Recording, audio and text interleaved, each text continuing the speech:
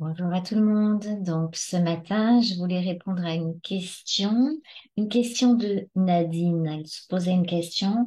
Est-ce que l'ajusteur de pensée, ça peut être comme un adblock? Alors, je suppose que adblock, ça veut dire bloquer quelque chose.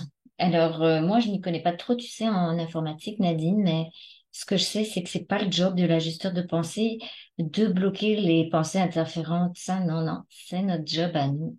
Au petit ego, à la petite personnalité, doit prendre toute sa volonté pour dire, ouais, c'est quoi que je suis en train de penser, tu sais, la conscience se met dessus. Non, stop. C'est là tout l'intérêt, hein. C'est-à-dire que c'est notre petite personne qui doit reprendre sa souveraineté sur tous les plans. Alors, s'il y a une autre entité qui fait le job à notre place, ça veut dire que, ben, quelque part, on n'est pas dans sa souveraineté. Alors, c'est un challenge. Il faut prendre toute sa volonté pour dire, cette pensée-là me correspond pas. Qu'est-ce que c'est qui vient? Hein? Voilà. Ben, c'est ça qui vient. C'est pas intéressant, c'est pas intelligent. Donc, on fait comme qui me le fait. Je m'en fous, je m'en tape penser ce que je veux, je sais pas que ça que j'écoute. Donc ça veut dire à ce moment-là qu'effectivement, c'est pas une pensée intelligente, donc c'est pas une pensée traduite par ce qu'on appelle l'ajusteur de pensée, c'est une pensée astrale, mais il faut pouvoir s'en débarrasser. Et s'en débarrasser avec ces petits bras musclés de la volonté de la personne. C'est ça tout l'intérêt de l'ego dont je voulais vous parler, parce qu'il y a beaucoup de propositions aussi, on dit, ouais, il faut pas d'ego, et puis l'ego, ça sert à rien, et puis il faut qu'on coupe les pensées, tu sais. Alors, couper ses pensées, c'est quasiment impossible déjà quand on a une interférence directe sur le dos. Ça, faut le savoir, parce que c'est eux qui vous envoient de toute façon toute l'information au niveau de ce qu'on appelle le mental cognitif. Donc, il n'y a rien à couper, on ne peut pas y arriver puisque ça vient pas de nous. Donc déjà, la première étape, c'est de pouvoir se débarrasser de ce qu'on appelle l'interférence directe, hein. C'est pour ça qu'on a mis au point les RGR, les hypnoses, etc. Ça sert à ça. Et après, on va quand même baigner dans l'astral, hein, de toute façon. Mais ça sera plus simple pour nous d'exercer cette volonté pour dire cette pensée n'est pas intelligente, cette pensée ne vient pas de moi et elle va effectivement titiller mon ego. Elle va me faire vouloir rentrer en résonance avec quelque chose de non résolu. Mais ça veut pas dire qu'on doit détruire son ego, ça veut dire qu'on doit pacifier son ego, ça veut dire qu'on apprend à s'aimer soi-même, à rentrer dans une forme de bienveillance vis-à-vis de son ego qui est comme un enfant. Hein, il réagit comme un enfant souvent. Il se met en colère, il se fâche, pas content, tout ça. Ok, c'est correct. C'est juste que ça veut pas en lui tapant dessus qu'on va y arriver. C'est en le pacifiant, en lui permettant de grandir. Ah ouais. Ça veut dire que l'ego aussi peut grandir en devenant de plus en plus transparent, c'est-à-dire quand on met la conscience sur qui nous sommes sans se cacher les choses, petit à petit, on permet à cet ego de grandir, de devenir plus grand. Ça veut pas dire de devenir plus grand vis-à-vis de quelqu'un d'autre, c'est pas ça. Ça veut pas dire d'avoir la grosse tête, au contraire. Ça veut dire d'être plus souple. Un ego qui grandit, grandit dans sa lumière avec l'esprit, avec l'intelligence de l'esprit. Donc, il s'assouplit, il est obligé de s'assouplir. Et pour pouvoir s'assouplir, ben, l'esprit crée de l'événementiel, où là où il y a encore des résistances, là où il y a encore des croyances vis-à-vis de nous-mêmes. Souvent, les croyances vis-à-vis de la personnalité, qu'on n'est pas à la hauteur, par exemple, ou qu'on n'est pas ci, qu'on n'est pas là. Ok, c'est correct. Vous pouvez repérer ce genre de pensée qui vous arrive. Vous pouvez être sûr que c'est astral, mais ça peut être aussi appuyé, comme j'ai dit l'autre jour, par l'ajusteur de pensée pour qu'on puisse regarder en nous. Ah tiens, quelque chose me fait encore me dévaloriser ou me croire ou croire de moi-même.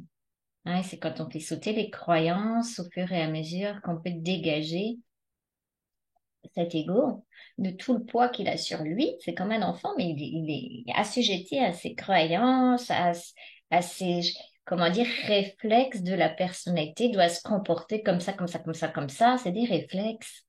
Alors, on peut conscientiser comment on fonctionne petit à petit et ne pas se taper dessus et puis apprendre à s'aimer tel quel et puis faire un peu l'exercice. Moi, j'aime beaucoup parce que l'ego se transforme de la même façon qu'on va, par exemple, dire, bah tiens, aujourd'hui, je vais m'amuser, je vais mettre ma poubelle ailleurs, dans la cuisine. Je fais souvent faire cet exercice aux personnes. C'est pour se rendre compte de l'inconscience qu'on a dans l'ego. Combien de fois vous allez jeter votre papier à côté?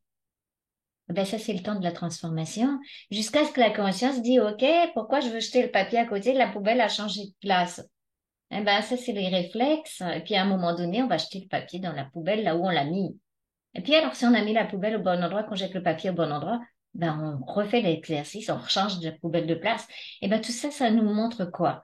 Ça nous montre qu'entre le moment où on conscientise quelque chose et le moment où l'information, elle est intégrée au niveau cellulaire et au niveau de notre conscience pour agir dans la matière, il y a un décalage de temps.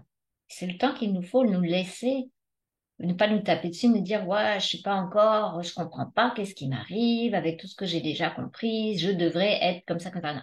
Alors là, je devrais être comme ça, comme ça, comme ça, ou ça devrait se passer comme ça, comme ça. Oubliez tout ça. Parce qu'on va être, comment dire, frotté à l'amour de soi et à l'acceptation du tel quel. Ça veut dire quoi? Ça veut dire simplement que l'acceptation de tel quel, ça veut dire j'ai un ego, ok, c'est une personnalité, j'ai un inconscient qui fonctionne de telle et telle façon. J'ai une partie humaine en moi et je commence à accompagner cette partie humaine avec bienveillance pour une transparence de cet ego, mais qui va rester quand même la coquille dans laquelle va pouvoir se mettre la lumière. Et la lumière passe quand on est en amour pour nous-mêmes tel quel. Ça veut dire qu'on commence à apprendre à aimer notre humanité et notre incarnation. Ça veut pas dire j'en ai marre d'être là, je veux partir. J'en vois souvent là en séance, ah, je peux plus, je peux plus, je supporte plus l'événementiel, je supporte plus ça. Ok, c'est bon, hein, ça fait du feu, ça fait de la colère cosmique. On peut s'adresser à son esprit, dire on supporte plus cet événementiel. Mais si on n'est pas dans l'amour de soi-même, ben, à un moment donné, ça va matcher dessus, ça va nous rechercher là où on n'est pas ajusté avec nous.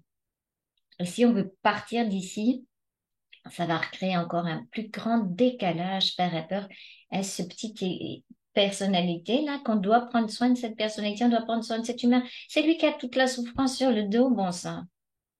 Alors on va lui taper dessus, encore lui dire j'en ai marre, je veux dégager d'ici, ça va pas t'aider, notre pauvre personnalité, là.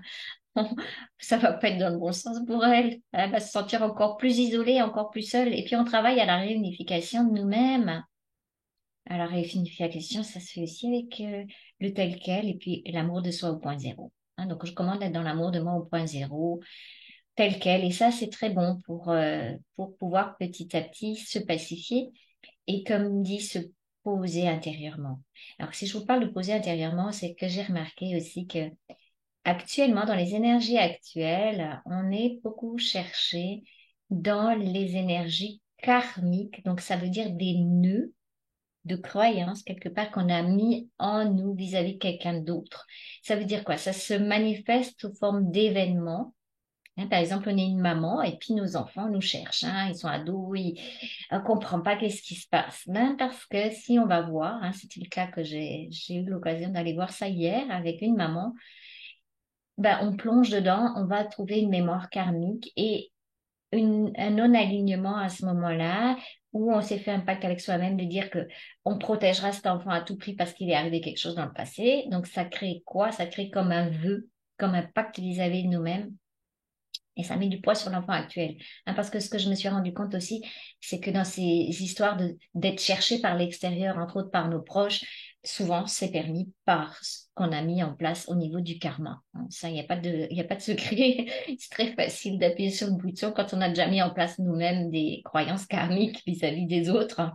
Alors, ça permet aussi dans les hypnoses évolutionnaires d'aller chercher ces nœuds pour dégager ça, pour pouvoir soulager nous-mêmes et les autres aussi. Parce que du coup, quand on n'est plus sur leur dos, ça leur fait du bien également. Et du coup, l'événementiel, on est moins cherché par l'extérieur ou par nos enfants ou par nos proches, etc. Alors, c'est là-dedans qu'on est. Il y a beaucoup, beaucoup de remue-ménage au niveau des karmas, des croyances karmiques, et ça vient nous chercher aussi dans l'événementiel. Donc, c'est pas toujours, oui, bien sûr, les interférents vont servir de ça, blablabla, ça, c'est tout ça, c'est vrai.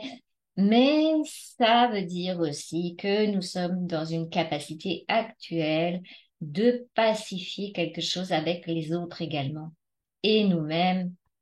Alors là, pour pacifier, si on a ce genre de soucis, bon, comme j'ai dit, il y a l'hypnose qui peut être très, très utile pour chercher l'information, pour dénouer la clé au moment où on a fait aveu karmique, hein, on va dire ça comme ça. Mais aussi, on peut utiliser au quotidien ce fameux outil du Ho'oponopono, j'en ai déjà parlé et ça marche aussi pour nous apaiser parce que c'est le pardon de nous-mêmes de vivre une situation telle qu'elle, hein, karmique difficile où tout remonte et on a l'impression de plus du tout être connecté à notre source de tranquillité, on a l'impression de ne pas être posé en nous et quand on fait Ho'oponopono, on arrive à se poser. Et puis ce matin, je discutais avec Cécile de Belgique, que je salue au passage, je faisais la petite capsule. Elle arrive, elle, à se poser en répétant la phrase que je vous fais faire d'ancrage, c'est-à-dire je suis amour, je suis lumière, je suis vie, et elle le fait comme mantra. Hein, quand elle est déstabilisée, un mantra, je suis amour, je suis lumière, je suis la vie, je suis amour, je suis lumière, je suis la vie, et à un moment donné, la vibration de qui vous êtes permet de se poser. Alors ne vous accrochez pas aux pensées qui vous passent au moment où vous êtes en déséquilibre dans un événementiel. Parce que ces pensées-là, elles sont dues justement au karma et elles sont astrales. Alors, moins on leur porte d'attention, moins on porte d'attention aux émotions, si on peut avoir le réflexe de mettre les émotions au point zéro, plus on peut être posé. C'est pour ça que je vous ai mis l'image là derrière. Aujourd'hui, j'avais envie de vous partager comment ça fait quand on est posé en soi. C'est comme une jolie petite rivière ou un joli petit endroit dans la nature où on se retrouve soi-même dans sa fréquence et dans sa propre vibration. Et c'est ce que je vous souhaite à tous et à toutes et ce chemin vers votre souveraineté. Et ne vous découragez pas par rapport à l'événementiel. Il y a toujours des solutions. Je vous remercie de m'avoir écouté ce matin et je vous embrasse tous et toutes. Bonne route.